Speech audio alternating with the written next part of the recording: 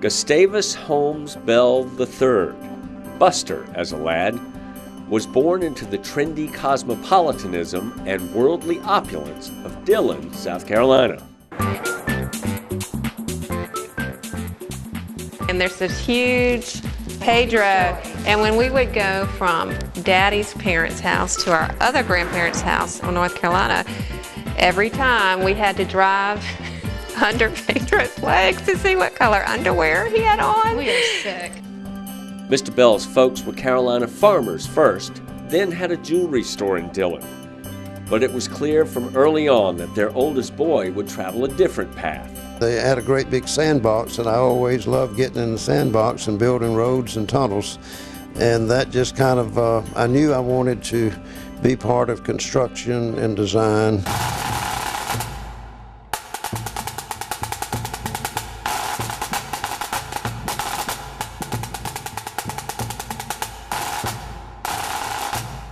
The defining moment in Gus's development as a young man happened here at the Citadel, where he learned the rigor and discipline upon which he built the rest of his life. I was accepted at Duke because that's where my father went, and at Georgia Tech and NC State.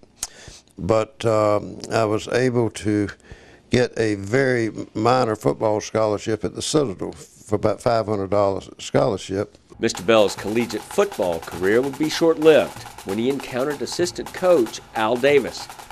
They butted heads, and Buster refused to buckle. And Davis would say, go run 10 laps. And I said, well, Coach, how about 20? He said, go run 40. I said, how about 80? But anyway, after 2 weeks, I had to stop because it was either going to be football or passing grades. The only thing there was to do the study, and that got me through and off to my career. That determination spoke volumes about the man Gus Bell was becoming. Gus has got high expectations for his employees, for his companies, for his friends, for his family. But most of all, Gus has got high expectations for himself. Dad is going to do something until he finishes the job, every single time. In Charleston. After college, Mr. Bell went to work for the Army Corps of Engineers, where he showed an uncanny ability to squirrel away knowledge that he would develop and employ on projects decades later. What I gained from that and working 200 to 300 meters under the surface helped us get one of the largest jobs we've ever gotten in Saudi Arabia by just observing what was done underground. This could be any modern city in the world. In 1965, Gus came to Savannah and left the Corps to join the engineering firm of Roy Hussey and Ben Gay, where he quickly rose to partner. By the 70s, he had reshaped the company's vision to include international projects as far away as Saudi Arabia.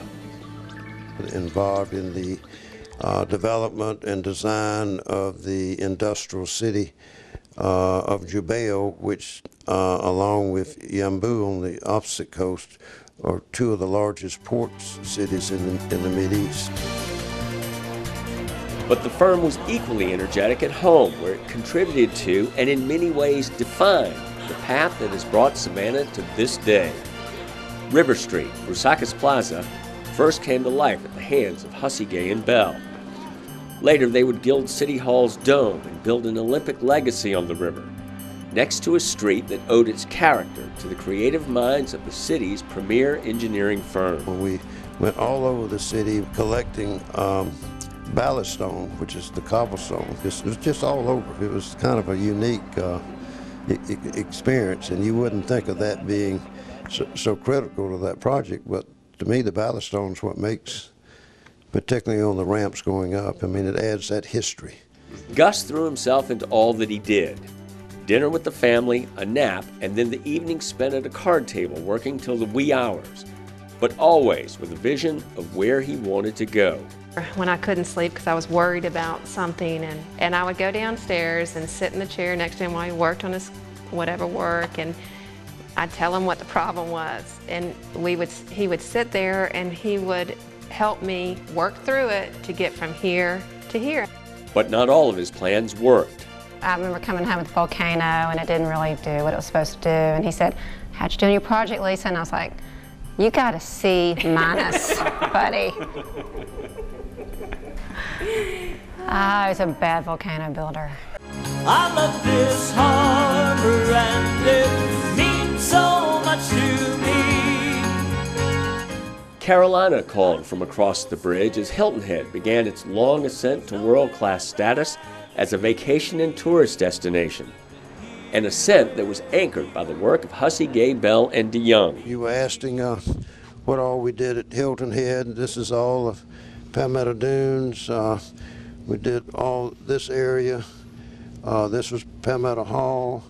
Did all of Spanish Wells up here. So like 40 to 50% of what's been done there. Even more exotic locales saw HGBD presence as Perestroika presented a Russian opportunity and Bell seized it. And then Saudi beckoned again with a $2.5 billion project that hinged on an expertise in something critical to the Middle East, something at which Gus had become a world authority: water. Because what they had been doing is either using artesian water or desal water. They pump 300 to 400 miles from the Red Sea or the Arabic Gulf, and that's expensive water. Water was the issue and is the issue in Savannah and Hilton Head and everywhere there are cities and people. Gus recognized that and addressed it. Hussey, Gay, and Bell built Savannah's first wastewater treatment plant. Water is jobs. You know, if you can't provide water for residential growth, much less manufacturing and industrial and commercial growth, then it stops. Addressing the critical issue of water and specifically the shared resources of the Savannah River demanded a rare combination of technical expertise and diplomatic skill. Governor Sonny Perdue turned to Gus Bell. He's been able to build bridges between Georgia and South Carolina that I really question if anybody else could do it. The Savannah River is not what divides the two states, it's what brings us together. Gus has brought the same hard skills and talents to his community work, where he's a founder of St. Andrew's School and a key leader as the chair of the property committee as Memorial Health underwent its modernization. Each one of the projects was completed on time and on budget, and it's, I think, in my opinion, a fair statement to say that Memorial Hospital would not be the fine institution that it is today without Gus's personal involvement and commitment to these projects.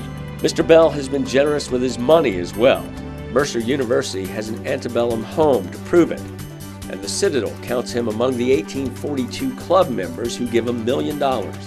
At Hussey, Gay, Bell, and DeYoung, he has led a tenfold expansion of personnel. Yeah, it particularly gets big at payroll time sometimes. While honoring the men who stood at his shoulder as they climbed the mountain together. They were all just outstanding gentlemen, as honest as the day is long, and people, if you wanted to find someone to be a partner, that's who you'd want, and I miss them. Gus Bell has applied Citadel rigor throughout his business life. A singular drive to excel, not only for himself and his family, but also for his community. Gus influences people. Gus is bright, and Gus has integrity. Just wanting to make sure that we're always moving forward, we're always going higher, we're always shooting for the horizon. But the votes that matter the most to Gus belong to these guys. 9 grandchildren that can call on Buster anytime they need to build a volcano. He's a great dad. He is someone that I can count on, go to, and he makes himself available. He was constantly pushing me to do the best I was capable of doing. That I can pick up the phone and call him, and if I asked him to show up, he is leaving skid marks to get to me. Gus Bell is a laureate in the Savannah Business Hall of Fame.